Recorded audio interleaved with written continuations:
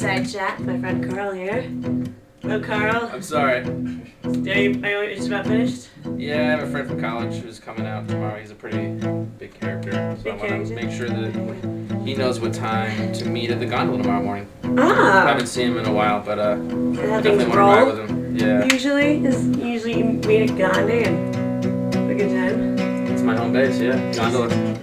I'm just gonna put on the helmet cam so I can get like a really good perspective of you. Alright. So I just want to make sure to get every reaction. You might want to angle it up a little. Oh really? Here we go. Perfect. So, Karl, how long? I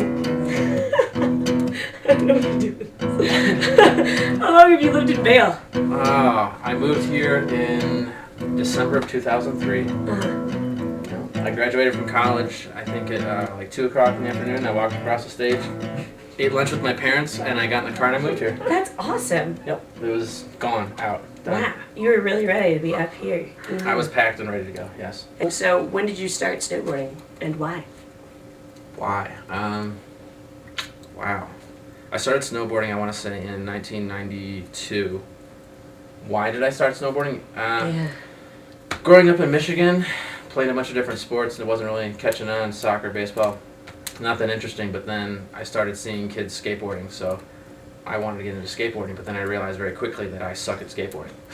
There's a lot of asphalt involved. Yeah, I fall, I hurt myself. But snowboarding, growing up playing hockey, and I did a little bit of skiing with my middle school ski club. So snowboarding was the next progression. It's like what I wanted to do. I had to fight to snowboard. I had to start out skiing because my mom and dad would not let me get a snowboard. Really? So it took me Was a that year back of when- ski club to finally be like, all right, I love being on the hill, but I want to snowboard. Like that was my true passion. I had the only way to get out there was skiing at first. So my first year was on skis when I was like 12. It was unheard of at the time. Nobody snowboarded back in the early 90s in Michigan. Like I could go to the hill and be one of 3 snowboarders on the hill. Or, 1 of 1, there was not a lot of snowboarding going on, so there was a little resistance. Well, I remember when I was going to the hill, a lot of people like would see snowboarders and think that they were just like up to no good. Did you find like a lot of people were kind of against you at that point? I think in the very beginning, most people were actually pretty fascinated. They were actually kind of supportive. I think snowboarders see the hill a little bit different, so if you're breaking the mold, it makes the older people a little more uncomfortable. Some resorts are a little bit more open to having snowboarders and are catering to them, building the parks, doing what they can to get snowboarders there. And other resorts are listening to their, a little bit more traditional of their client base. Their guests don't really want snowboarders around. They still have that stigma of being ruffians or whatever out there causing trouble.